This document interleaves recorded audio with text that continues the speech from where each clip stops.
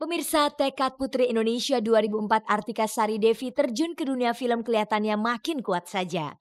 Setelah dipercaya oleh sutradara terkenal Garin Nugroho untuk membintangi film Requiem from Jawa atau Sinta Obong, kini Artika bersama rekan-rekannya tengah mempersiapkan sebuah produksi film sendiri. Dengan bendera perusahaan PT Kan Productions, Artika rencananya akan memproduksi film berjudul Rahasia Madewa.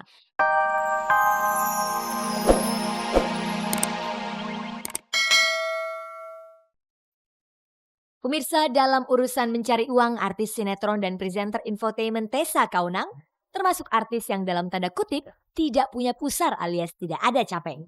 Gadis kelahiran 5 November 1976 yang masih tinggal bersama orang tuanya ini terus terang mengakui jika sebagian besar waktunya digunakan untuk mencari uang. Menurut Tessa, dirinya bekerja keras untuk membantu kehidupan keluarganya. Maklum, ayahnya yang dulu seorang musisi, Arthur Kaunang, dan anggota keluarganya yang lain kini aktif di bidang pelayanan keagamaan. Karena itulah Tessa sadar bahwa dirinya memang mengemban misi untuk membantu keluarga. Sampai sekarang sih enjoy aja, soalnya dari dulu itu yakin kalau misalnya Tuhan tuh kasih berkat melalui aku itu karena memang harus disalurkan mungkin untuk hal-hal seperti itu gitu loh. Kayak sekarang juga aku ngerasa memang aku dikasih kepercayaan sama Tuhan, dikasih rezeki sekian banyak gitu ya, itu untuk keluarga aku. Karena kan keluarga aku bisa dibilang sekarang pelayanan gitu loh. Jadi ya semuanya bertumpunya ke aku gitu. Meskipun getol cari duit, Tessa yang ditemui di sebuah studio di Jakarta baru-baru ini menolak jika dirinya disebut workaholic alias gila kerja. Bagaimanapun ia tidak ingin dirinya tersandera hanya karena mencari uang. Pada dasarnya sih aku bukan orang yang gila kerja banget, kalau bisa memang ada refreshingnya.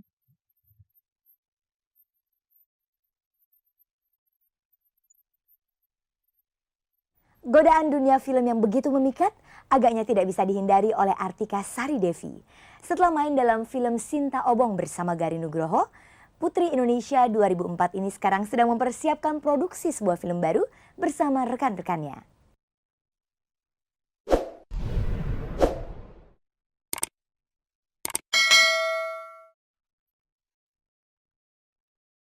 Pemirsa, tekad Putri Indonesia 2004 Artika Sari Devi terjun ke dunia film kelihatannya makin kuat saja. Setelah dipercaya oleh sutradara terkenal Garin Nugroho untuk membintangi film Requiem from Jawa atau Sinta Obong, kini Artika bersama rekan-rekannya tengah mempersiapkan sebuah produksi film sendiri. Dengan bendera perusahaan PT Kan Productions, Artika rencananya akan memproduksi film berjudul Rahasia Madewa. Selasa 22 November 2005 kemarin, Artika yang dalam produksi film itu menjabat sebagai associate producer tengah mengadakan rapat persiapan produksi bersama timnya di gedung perkantoran Grand Wijaya Center, Jakarta Selatan. Kepuasannya beda tentu saja gitu, kepuasannya beda kalau ya sama-sama harus apa ya, harus kooperatif juga ya di dalam kita berperan sebagai karakter yang baru atau tokoh dalam sebuah film juga kita harus kooperatif juga, harus siap untuk didirect sama sutradara. Kemudian kuncinya mungkin harus lepas, harus bebas, harus bisa meninggalkan karakter kita gitu, harus bisa melebur ke dalam karakter yang baru. Kemudian kalau jadi associate producer, apa ya, tantangan juga gitu loh. Jadi gimana kita sudah produce film dan gimana caranya supaya film ini nanti bisa diterima oleh masyarakat. Beberapa bulan yang lalu, Artika sebenarnya sudah menyiratkan soal hubungannya dengan dunia film. Dalam jumpa pers di Hotel Saripan Pasifik Jakarta 12 Juni 2005 lalu, Artika telah mendapat tawaran dari perusahaan film di luar negeri. Tawaran itu antara lain datang dari sebuah perusahaan film di New York, Amerika Serikat.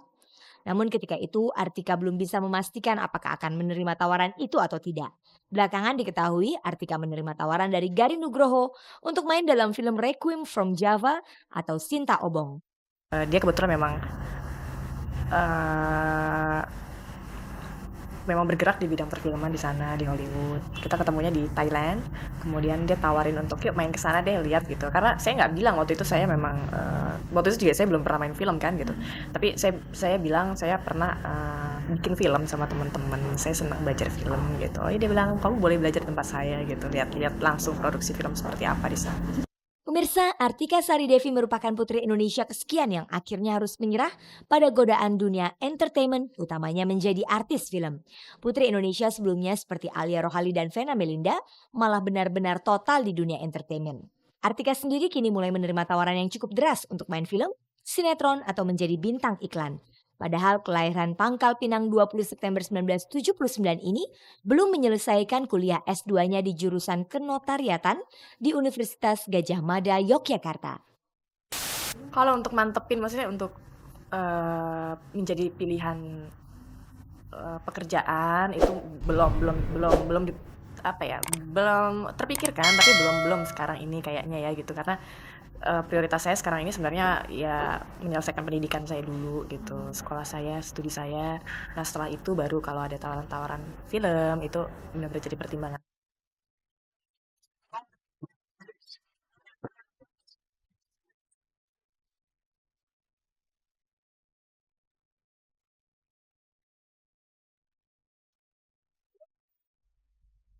Pemirsa, sidang gugatan cerai Tamara Blazensky dan Teguh Rafli di Pengadilan Agama Jakarta Selatan masih bergulir. Namun nuansa konflik pasangan yang menikah di Mekah tahun 1997 itu makin mengental. Berbagai cerita tak sedap mulai bermunculan, di antaranya cerita tentang perlakuan seks tidak wajar yang dilakukan Teguh Rafli terhadap Tamara yang membuat Tamara akhirnya meminta cerai. Cerita lain yang sempat mewarnai proses perceraian ini adalah tentang isu perselingkuhan yang dilakukan oleh keduanya dengan lelaki atau perempuan lain. Dari beberapa isu yang muncul, yang paling menghebohkan adalah tentang isu perlakuan seks tidak wajar Teguh Rafli terhadap istrinya. Namun isu itu dibantah oleh Teguh Rafli. Pengacara Teguh Rafli, Musli Sarjana Hukum, menuduh ada pihak lain yang sengaja mengembuskan isu itu untuk mendiskreditkan Teguh Rafli. Lalu siapakah yang dituduh menyebarkan isu jahat itu oleh Teguh Rafli dan pengacaranya? Apakah yang dimaksud adalah pihak Tamara? Pengacara Tamara, Elsya Syarif, yang ditemui cek dan recheck di kantornya kemarin dengan tegas membantah menyebarluaskan isu buruk tentang Rafli, terutama kabar tentang perlakuan seks menyimpang yang dilakukan oleh Teguh Rafli terhadap Tamara. Ada atau tidak ada tuh saya no komen tentang itu. Gugatan cerainya aja nggak pernah publik tahu kan sampai detik ini. Apa yang dalam persidangan kalian juga nggak tahu kan? Tapi itu semua keluar berarti dari Rafli sendiri. Kalau saya membuka juga bukan larangan. Tapi kan saya belum membuka. Berarti Rafli dan Musli dengan kata-kata bahwa saya jiper segala rupa, ini berarti dia terus nantang saya ya. Jadi kalau nanti ada kejutan jangan kaget dia, ngejeblak nantinya. Elsya Syarif juga menyangkal tudingan terhadap Nyonya Farida Gasik yang disebut-sebut ikut mendorong anaknya untuk bercerai. Menurutnya, ibu kandung Tamara itu dihadirkan sebagai saksi karena memang mengetahui keadaan rumah tangga anaknya. Bu Ida datang itu hadir untuk menjadi saksi.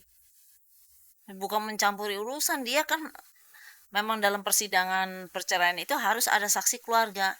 Ya satu-satunya kan hanya Bu Ida yang tahu ceritanya, yang tahu faktanya. Jadi dia menjelaskan faktanya di persidangan. Kenapa dikaitkan dengan ikut campur? Yang jelas harusnya tahu waktu pertama kali mereka kawin kan hidupnya tinggal di rumah Bu Ida. Rafli belum sanggup punya rumah sampai detik ini ya. Sekarang pun yang beli rumah adalah Tamara. Pemirsa, sidang gugatan cerai Tamara Blazensky di Pengadilan Agama Jakarta Selatan kemarin menghadirkan adik kandung Tamara dan supirnya sebagai saksi. Sedangkan Nyonya Farida Gasik menjadi saksi dalam sidang sebelumnya. Sidang kembali akan dilanjutkan Rabu besok. Meskipun sidang belum berakhir, Elsya Syarif menepis kemungkinan Tamara akan berdamai dengan Teguh Rafli. Enggak, saya bilang terus terang, nggak usah mimpi untuk berdamai. Karena itu udah makin Rafli melakukan gerakan-gerakan gini, pengacara ini makin jauh. Itu dulu memang iya. Dan itu saya jembatani. Saya jembatani kepada kakeknya, saya jembatani kepada Rafli dan omnya. Tapi ternyata itu tidak ditanggapi oleh Rafli dengan baik.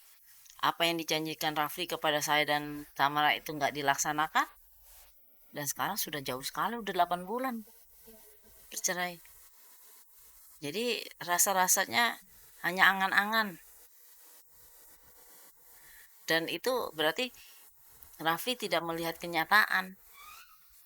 Dia tidak dia mempertahankan perkawinan, berarti dia egois, bukan mempertahankan perkawinan tapi memaksa kehendak.